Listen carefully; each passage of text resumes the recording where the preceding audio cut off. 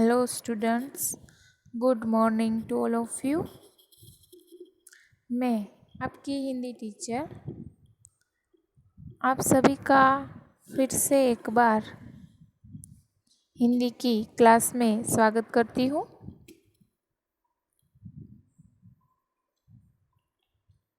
आज हम व्याकरण विभाग का एक नया टॉपिक शुरू करने वाले हैं, स्वर संधि।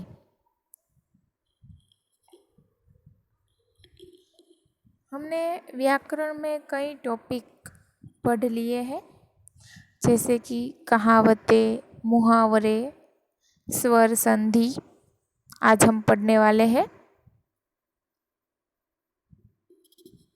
ये आपको सिर्फ एग्ज़ाम में 2 से 3 मार्क में ही पूछा जाता है, लेकिन ये बहुत ही इम्पोर्टेंट टॉपिक है। स्वर संधि यानी कि किन्हीं शब्दों को जोड़ना या फिर उनका विच्छेद करना। जो शब्द दिया गया हो उसको संधि के अनुसार जोड़ना या फिर उनका विच्छेद करना, यानी कि 2 शब्दों में उनको तोड़ना, ऐसा भी कह सकते हैं, जुदा करना। चलिए पढ़ते हैं परिभाषा, यानी कि इसकी थोड़ी समझूती कि संधि क्या है। 2 वर्णों के मेल से उत्पन्न विकार को संधि कहते हैं।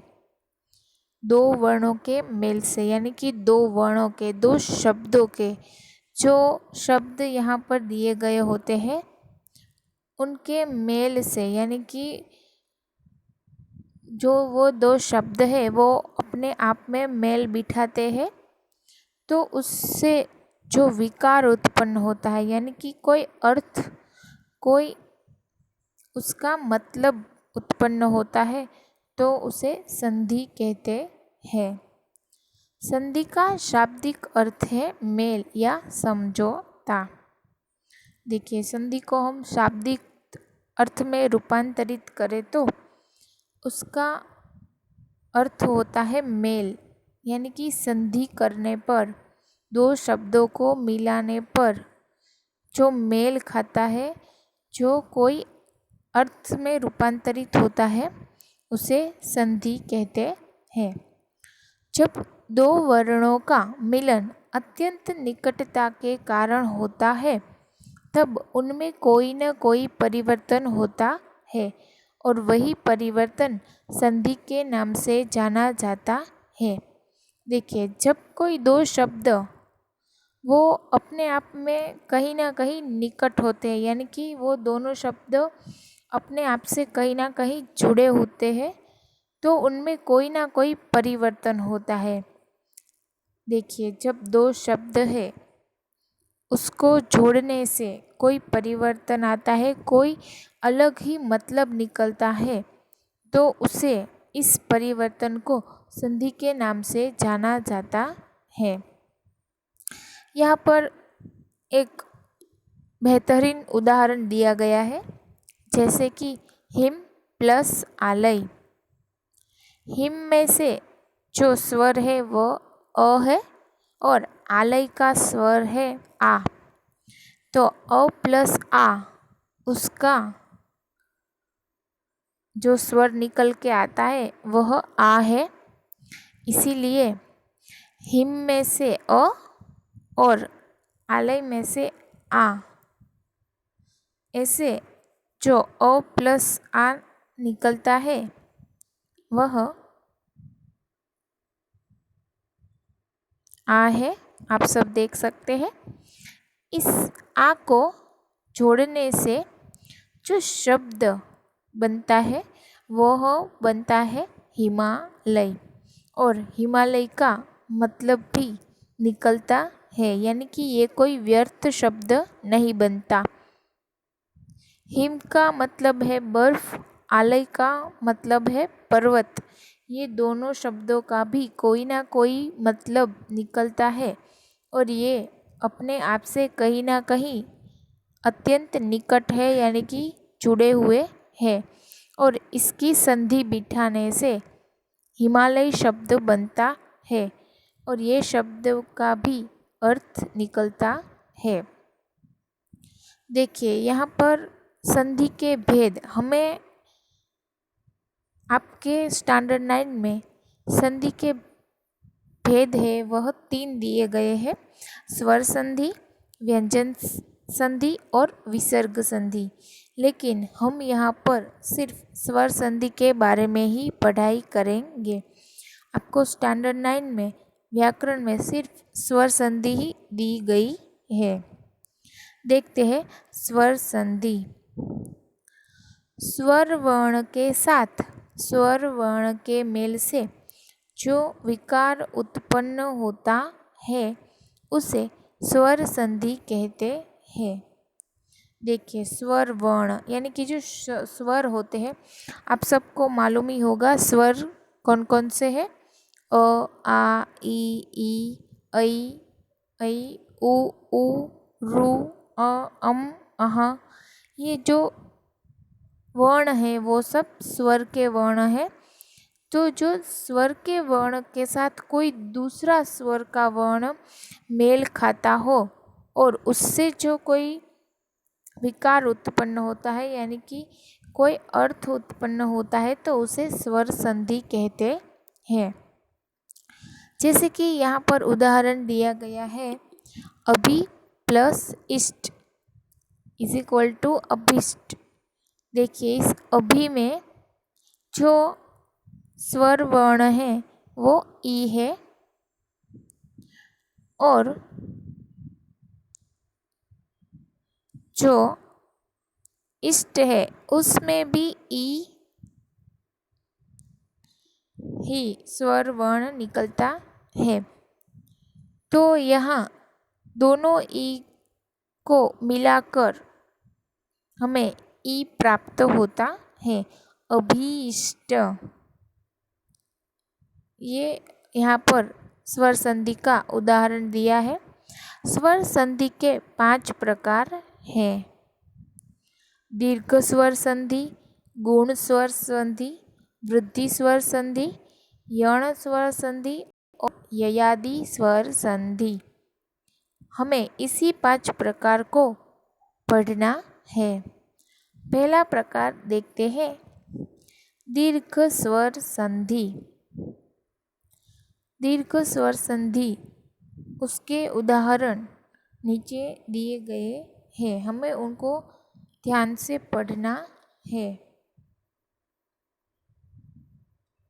दीर्घ स्वर संधि में किन किन स्वरों का इस्तेमाल किया गया है वह ध्यान से देखना है और उसके बारे में पढ़ना है।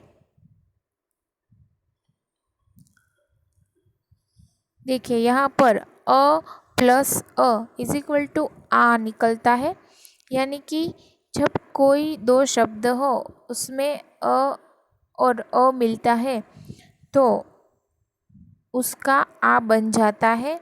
जैसे कि आप उदाहरण में देख सकते हैं, अन्न प्लस अभाव, तो अन्न में से अ और अभाव में से अ, तो अन्नाभाव। ये आ में रूपांतरित होता है, यानी कि जो ये स्वर है अ प्लस अ इज इक्वल टू आ में रूपांतरित होता है। दूसरा देखते हैं, अ प्लस आ इज इक्वल टू आ, यानी कि कोई शब्द है उसमें प्रथम शब्द में परम, यहाँ उदाहरण में देख सकते हैं आप, परम, परम में अ है और आत्मा में आ है, तो अ प्लस आ इज इक्वल टू भी आ ही होता है, यानी कि यहाँ पर आ स्वर ही होता है। परमात्मा, परमतमा ऐसा हम नहीं कह सकते हैं, इसीलिए अ प्लस आ, परमात्मा। दूसरा उदाहरण है असुर प्लस आलय, तो असुर में से अ और आलय में से आ, अ प्लस आ इज इक्वल टू असुरालय, ये आ होता है। आप सभी को ये जो अ प्लस अ इज इक्वल टू आ, आ प्लस ओ प्लस आ इज इक्वल टू आ, ये सब याद रखना पड़ेगा। ये आपको स्वर संधि और संधि विच्छेद दोनों में उपयोगी होंगे। तीसरा देखते हैं, आ प्लस अ इज इक्वल टू आ, यानी कि आशा प्लस अतीत इज इक्वल टू आशातीत। यानी कि आप देख सकते हैं इसमें पहले आ स्वर का प्रयोग किया गया है और बाद में अ का प्रयोग आता है, तो उसका भी रूपांतरित आ स्वर वर्ण में ही होता है। जीवा, जीवा में आ और उग्र का अ, तो जीवाग्र। आगे देखते हैं, आ प्लस आ इज इक्वल टू आ, यानी कि दो जब स्वर आ होते हैं तो उसका स्वर वर्ण आ ही निकल के आता है। जैसे कि कृपा में आ और आचार्य में आ, तो कृपाचार्य ऐसा कहा उचित रहेगा। दया, दया का आ और आनंद का आ, दयानंद। इस तरह आप सब देख सकते हैं। ई प्लस ई इज इक्वल टू बड़ाई, ई प्लस बड़ाई इज इक्वल टू ई, बड़ाई प्लस छोटाई इज इक्वल टू बड़ाई, और बड़ाई प्लस बड़ाई इज इक्वल टू बड़ाई ही होता है। इन सभी के उदाहरण आप सबको यहाँ पर दिए गए हैं। कवि प्लस इंद्र इज इक्वल टू कविंद्र, अति प्लस इव इज इक्वल टू अतीव, कपि प्लस इश कपिश, कवि प्लस इश कविश, कणि प्लस इंद्र कणि। देखिए कणि में जो बड़ा ई आया है उसके साथ छोटा ई, तो कणिंद्र, महेंद्र। ये सब आप समझ गए होंगे कि किसके साथ क्या मेल खाता है। आपको जब संधि जोड़ने को कहा जाएगा तो ये बहुत आसान होगा, लेकिन जब संधि का विच्छेद यानी कि संधि को जुदा करने का प्रश्न आएगा तो उसमें कभी कभी बड़ाई और छोटाई दोनों में प्रॉब्लम रहेगी। आप सभी को ये और जो ये छोटा ई है उन दोनों में प्रॉब्लम रहेगी। आपको ये ध्यान से देखना पड़ेगा कि कौन सा ई कब लिखना है। तो आप सब लोग यहाँ देख सकते हैं कि कपि प्लस इश, इसमें बड़ाई है तो वह कपिश है, और छोटाई अतीव तो उसमें छोटाई है। तो संधि जोड़ने में तो बहुत आसानी रहेगी, लेकिन संधि विच्छेद करने में आपको ध्यान रखना पड़ेगा।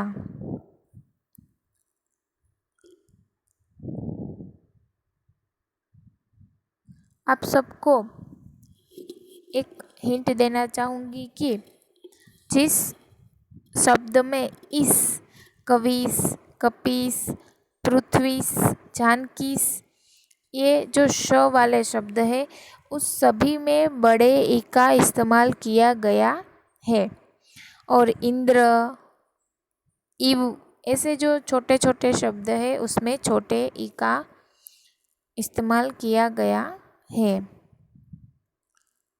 आगे देखते हैं, उ प्लस उ यानी कि उ, उ प्लस उ इज इक्वल टू उ, उ प्लस उ इज इक्वल टू उ। इसमें भी आप सबको उदाहरण दिए गए हैं कि गुरु प्लस उपदेश गुरुपदेश, लघु प्लस उर्मी लघुर्मी, वधु प्लस उत्सव वधुत्सव, भू प्लस ऊर्ध्व भूर्ध्व। ये सभी दीर्घ स्वर संधि के उदाहरण थे कि किस शब्द के साथ कौन सा शब्द मेल खाता है। यहाँ पर आपको प्रैक्टिस के लिए थोड़े से प्रश्न दिए गए हैं। संधि कीजिए। कंस प्लस अरी कंसारी। एक प्लस आनन एकानन। गिरी प्लस इंद्र गिरीन्द्र। पारी प्लस ईर्षा परीक्षा।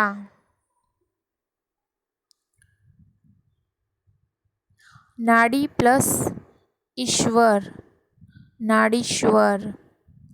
ये सब संधि जोड़ने थी, लेकिन संधि विच्छेद कीजिए उसमें कल्पांत तो कल्प प्लस अंत।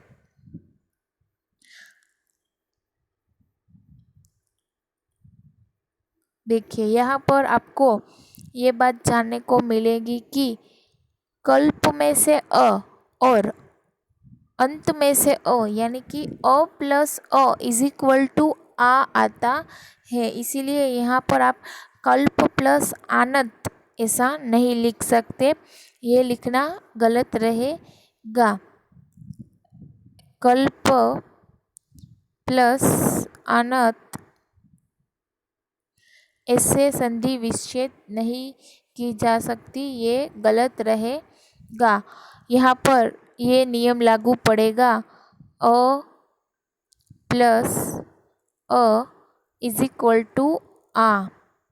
तो आपको इस हिसाब से कल्प प्लस अनंत ऐसे संधि विच्छेद करनी होगी।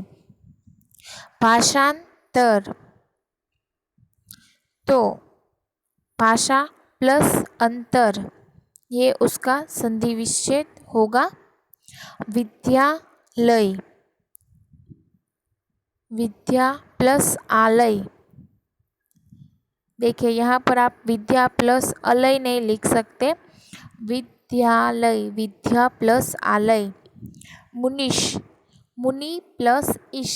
देखिए मुनीश आया है तो इसमें बड़ा ई इस्तेमाल होगा, ये बड़ा ई इस्तेमाल होगा क्योंकि निश आया है मुनीश। कृष्णांद कृष्ण प्लस आनंद। रविंद्र रवि प्लस इंद्र।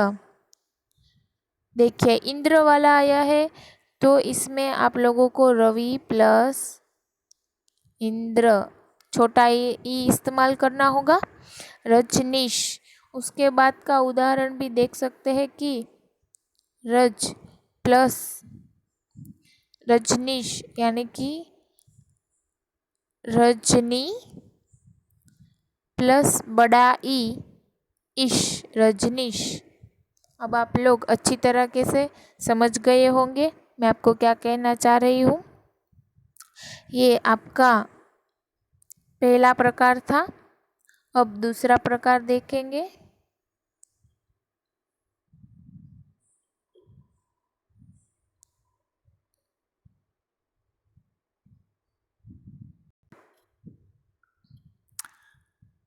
गुण स्वर संधि। ये देखिए यहाँ पर गलती से तीसरा लिख दिया है, ये दूसरा प्रकार है गुण स्वर संधि। निम्नलिखित उदाहरणों को ध्यान से पढ़िए। अ आ प्लस ई इज इक्वल टू ए। एरावत का जो ए होता है वह कैसे संधि में उपयोग होता है, ये इस प्रकार में हमें जानने को मिलेगा।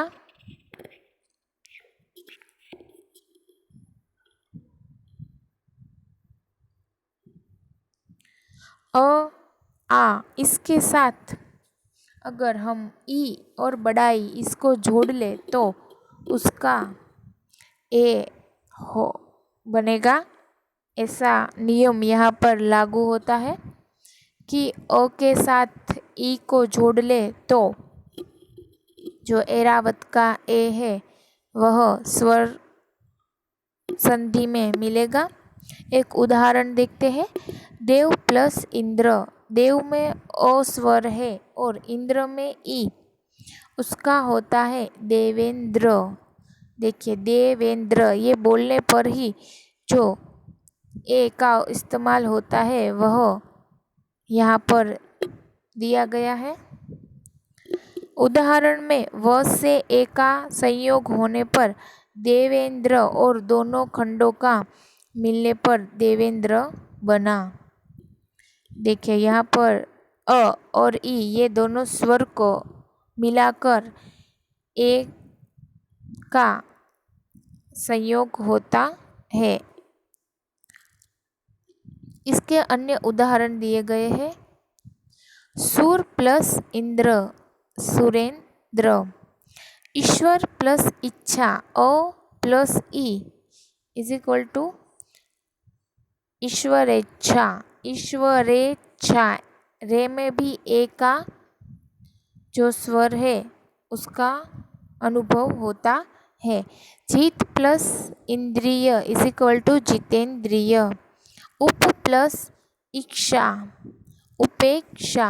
उपेक्षा, पे में भी आपको ए का अनुभव होता है। तप प्लस ईश्वर, तपेश्वर। देखिए जहाँ जहाँ बड़ा उ इस्तेमाल हुआ है वहाँ पर तपेश्वर, उपेक्षा ऐसे ऐसे शब्दों का इस्तेमाल हुआ है। तप प्लस ईश्वर यानी कि तपेश्वर। लोक प्लस ईश यानी कि लोकेश। उमा प्लस ईश is equal to Urmilesh. Lanka plus ईश्वर, देखिए अब आ का इस्तेमाल हुआ है। आ प्लस बड़ा ई इज इक्वल टू लंकेश्वर। महा प्लस इंद्र, महेंद्र। यथा प्लस इष्ट, यथेष्ट। सभी में कहीं ना कहीं ए का अनुभव होता है। उसके बाद दूसरा नियम दिया गया है। अ आ उसके साथ अगर उ को जोड़ ले तो ओ का निर्माण होता है। अ प्लस ओ इज इक्वल टू ओ। वीर प्लस उचित, वीरोचित। आप उदाहरण देख सकते हैं। वीर में से अ, उचित में से उ इज इक्वल टू वीरोचित। उदाहरण में र से ओ का संयोग होने पर वीरोचित, सभी खंडों को मिलाने पर वीरोचित बना। वीर में से अ स्वर मिलता है और उचित में से उ, तो अ उ उस दोनों को जोड़ने पर जो संधि मेल दिखाती है वह ओ है, तो वीरोचित ऐसी संधि जुड़ती है। उसके उदाहरण भी यहाँ पर दिए गए हैं। आत्म प्लस उत्सर्ग, आत्मोत्सर्ग। लोक प्लस उक्ति, लोकोक्ति। अक्ष प्लस उहिणी, अक्षोहिणी। गंगा प्लस उदक, गंगोदक। विद्या प्लस उपार्जन, विद्योपार्जन। गंगा प्लस उर्मी, गंगोर्मी। यहाँ पर आप सभी को साथ में स्वर और दूसरा स्वर, दोनों स्वर दिए गए हैं। उन दोनों को मिलाने से जो ओ स्वर का निर्माण हुआ है उसके उदाहरण दिए गए हैं। जब आप सब लोग उसको पढ़ेंगे तो जो स्वर होता है उसका अनुभव होता है कि कैसे बोलने पर ये दोनों का मेल बैठता है। और अब तीसरा नियम है। अ आ के साथ रू को जोड़ने से और स्वर का निर्माण होता है। आप सभी को ये जो दूसरी संधि है उसमें जो नियम दिए गए हैं उनको एक बार लिख लेना है। इसके ऊपर भी जो ये नियम दिए गए हैं कि किसके साथ कौन सा स्वर मेल खाता है, ये याद रखने से आपको एग्ज़ाम में तकलीफ नहीं होगी। हम यहाँ पर थे अ और आ, इसके साथ रू को जोड़ने लेने से और बन जाता है महा प्लस ऋषि इज इक्वल टू महर्षि। मह के ह से अ का संयोग होने से महर्षि, र का रेफ हो जाने पर शी, मह और शी को मिलाने पर महर्षि बना। महा में से अ को लिया और ऋषि में से शी का रेफ र बन गया। ऐसे जो संयोग बना है वह है महर्षि। जब दो सस्वर व्यंजनों के बीच र रहे तो वह अगले व्यंजन पर रेफ बन जाता है। उपर्युक्त उदाहरण में ह और शी के बीच र है जो शी पर रेफ बन चुका है, महरुषि। इसमें जो रू दिया गया है यानी कि जब दो सस्वर व्यंजनों के बीच यानी कि अ और रू, ये दो जो सस्वर व्यंजन है उसके बीच जो व्यंजन आ गया है तो वह रेफ बन जाता है।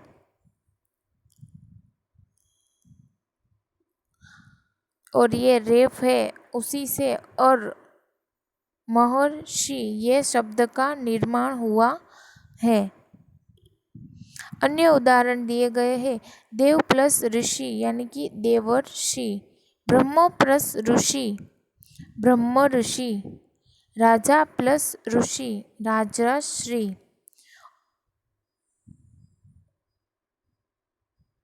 इसके साथ ये जो गुण स्वर संधि है वो भी यहाँ पर खत्म होती है। तो आपको इसके जो नियम है वह लिखकर याद करने हैं। उसी के साथ साथ ये जो संधि कीजिए और संधि विच्छेद कीजिए, ये दोनों हैं वो आपको होमवर्क में करने हैं। और यहाँ पर जो ऐसे हाईलाइट में दिए गए हैं ये नियम के रूप में आप सभी को याद करने हैं। गुण स्वर संधि में ऐसे 3 नियम दिए गए हैं, इन तीनों को आपको लिख कर याद करना है। आगे के लेक्चर में हम इससे जुड़े जो 2-3 प्रकार है वह देखेंगे।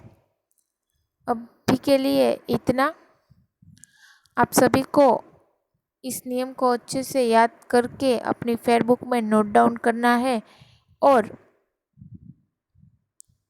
जो होमवर्क मैंने दिया है संधि कीजिए और संधि विच्छेद कीजिए, ये आप सभी को करना है।